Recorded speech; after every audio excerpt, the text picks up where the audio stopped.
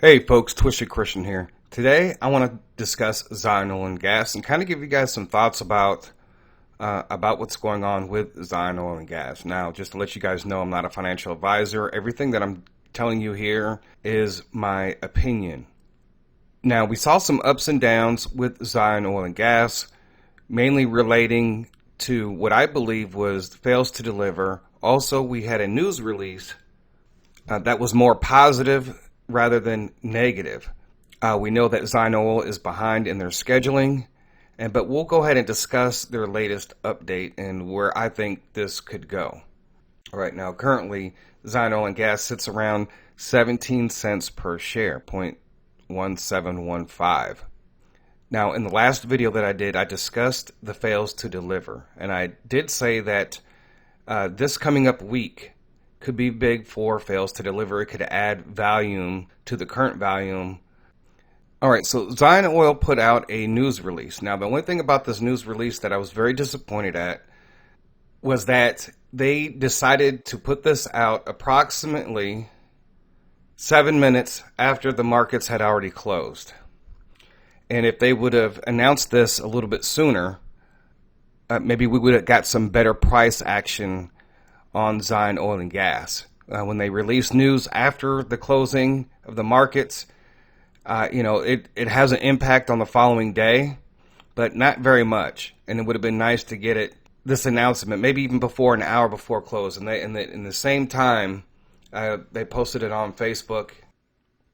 All right, so on November 11th, we had this update that came out. It says here, active drilling of the Megiddo Jezreel number 2 MJO2 project continues unimpeded. We are making progress towards the drilling to total depth, what will be soon be, by God's grace, a significant deeper well than MJ1 well. We are currently in the fourth and final section of the well. The section contains multiple areas of potential interest. All necessary well testing equipment is now on location, and the testing crew visas have been approved and issued by the authorities. The testing program has been submitted to the regulatory body and should commence this quarter. We are in continuous dialogue with Israel's Energy Ministry concerning the timeline for testing and based on the testing completion of the MJO2 well. We are continually thankful for our loyal shareholders and supporters. We will provide material updates when we have relevant information to share with the public. Okay, so according to this update that was on November 11th, they're making progress toward drilling to total depth. All right, so right now they're still drilling. But then it says here, we are currently in the fourth and final section of the well. This section contains multiple areas of the potential interest. All necessary well testing equipment is now on location, and the testing crew visas have been approved. So it says here, we are currently in the fourth and final section of the well. So I'm assuming they are at the very last part of this. The section contains multiple areas of potential interest. It says here that all the testing equipment apparently is now on location and the testing crew's visas have been approved. So those people have to come over and they have to do their testing. Right now, a while ago, almost a year ago, I did some videos on exploratory wells, the whole process, what is all entailed in that. The part of the testing is probably going to take at least another 30 days. Now, that's at least 30 days. Right, because there's an evaluation and an appraisal that comes forth with how many barrels per day that they will be able to put out, how much oil they might have in the reservoir. Right, so there's a lot of different things that phase that we'll have to deal with, and maybe I'll just do a follow-up video with that. So the testing cruise visas have been approved. So they've been approved and they've been issued.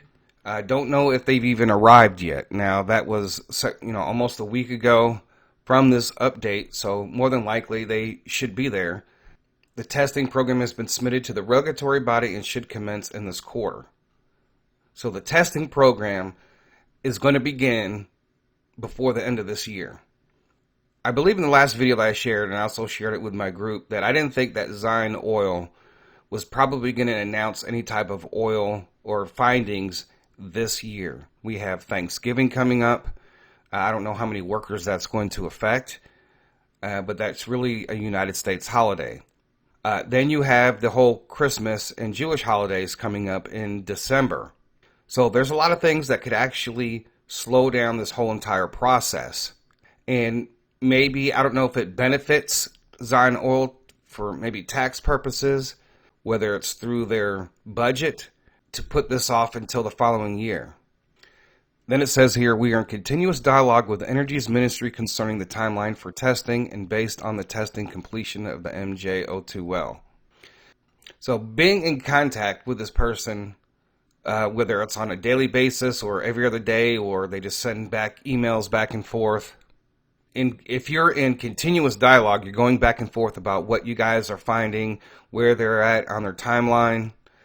I think that's pretty important. They may have did it last time. I don't know. I'd have to go back through and look at old updates. And it says, we are continually thankful for our lower shareholders and supporters who will provide material updates when we have relevant information to share with the public. Well, it'd be nice, to be honest with you, to get this timeline for testing, especially the investors, and of course it would be made public. But I think as long as investors have been in this and suffered with this, I think that Zion Oil holders deserve some type of timeline for the testing too as well. So I just wanted to put that out there. Whatever reason, and maybe it has to do with security, but it would be nice. Of course, this was on November 11th, so it's been almost a week from where we are at now. So with the holidays coming up, especially in December, it might very well be that we don't really get any results announced. So one of the things that I want you guys to be aware of in all that, the price again may very well start to come down. Now, one of the things I wanted to update you guys on is the fails to deliver. I told you last week, I told you in my last update that it's very possible because of the fails to deliver that we saw coming, and that was one of the reasons why that we saw a jump in the price. And now it is actually 35 days. Today is 35 days from this 1.5 million fails to deliver. Now, if they've already covered within that 35 days, then we shouldn't see that much movement. But you have the 13th, the 14th, and the 15th of October when we had a total of, so we have 7.5 million fails to deliver, 7.5 million shares that could be coming down the pipeline this week. So, of course, you count back 35 days from each day, and that today, the first batch of fails to deliver 1.5 million at 15 cents. Then we have the 18th with 2.497 million shares on Thursday. And then on Friday, we have an additional 3.5 million fails to deliver for a total of 7.524 million shares. Now, when we look at the normal volume, when there's nothing going on, when there's really nothing, no kind of news, you see how low the volume can get. We know we saw a rise back in August, but then as time went on with no news, no updates, it slowly began to bleed out, right? It bled out all the way down to, I think it was 11 cents. And that was back on November 3rd. And then since then, we've seen another rise up to where it's at right now, which is around 17 cents. The longer we go without news, the more people sell. Now, with these fails to deliver coming up, right, we'll see what kind of price action that we get today, tomorrow, and Friday. And those ones that are supposed to be delivered on Friday, we'll see if that will have an effect on the following Monday. Now, keep in mind that the stock market will be closed on Thanksgiving. For some of you who are swing trading this stock, it might very well be that you need to look out for these days and then sell off on Monday and then see where the price action goes from there and pick some more up when it does go down. Because I believe that if you buy and you hold on to it, it's just going to bleed out. And why not take advantage of the price action? Because the shorts are taking advantage, and they have been taking advantage for many years on Zion Oil. So the more shares that you guys own, the more of the float you own, the harder it is for them to borrow shares and so forth. So keep that in mind. We can see some of the short volume has dropped, and that's on the FINRA website. And then I go to OTC short report, and you can see the same information. The short volume has dropped significantly, but also so has the volume itself, but you can see the volume of the percentage shorted. So I do expect the shorts to come back in again. I think that they're going to be playing this game up until the end. And those institutions and individuals who are shorting Zion oil right now, they could be playing a very dangerous game. When you try to bring down a company like this, and you know that God is involved, the shorts better be prepared to pay.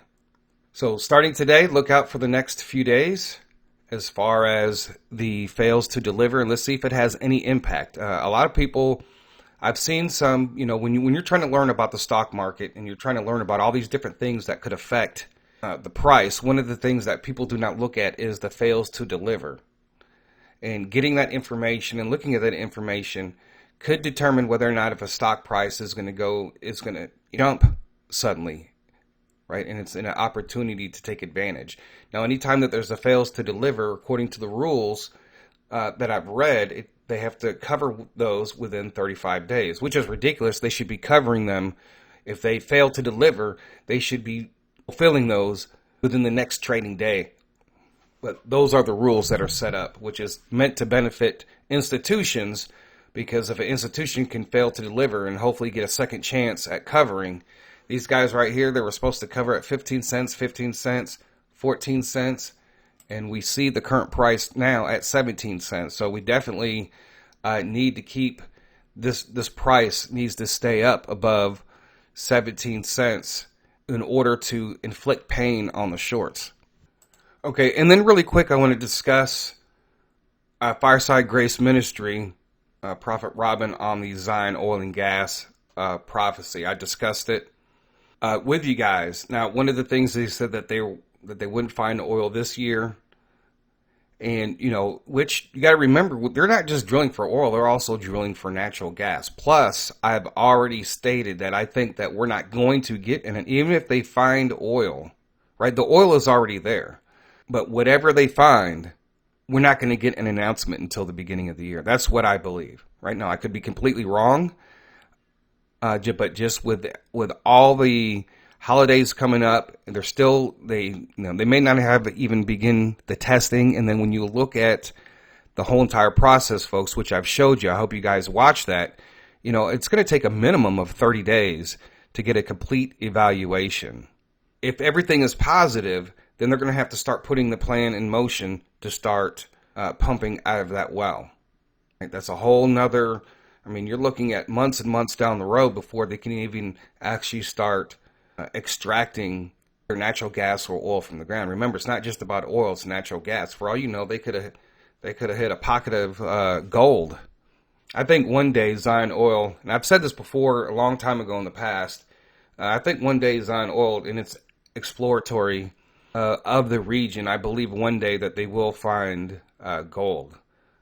So I don't know how those things work when you're an oil company and you find something other than what you're looking for that's very valuable. But I believe down the road that they will. But one of the other things I want to talk about is the Zion Oil and Gas Investors Group that is on Facebook, and they do discuss Zion Oil and Gas.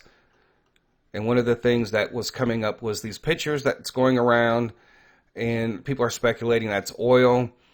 But that's where a lot of the water, where they have to have water to drill, so the wastewater goes into these pits. So even though it looks dark, yeah, of course they're digging into the ground, so it's not going to be clear water.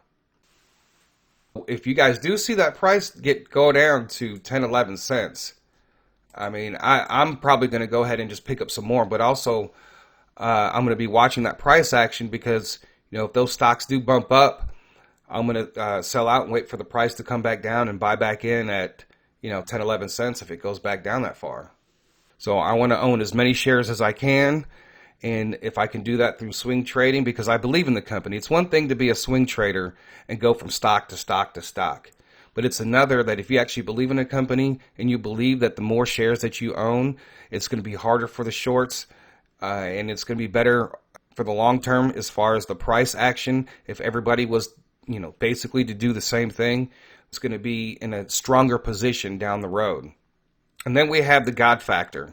And because there are some prophecies about a stock market crash, I don't know how that's going to affect Zion Oil when we do see the Dow and the crypto markets crash, and how that's going to affect Zion Oil.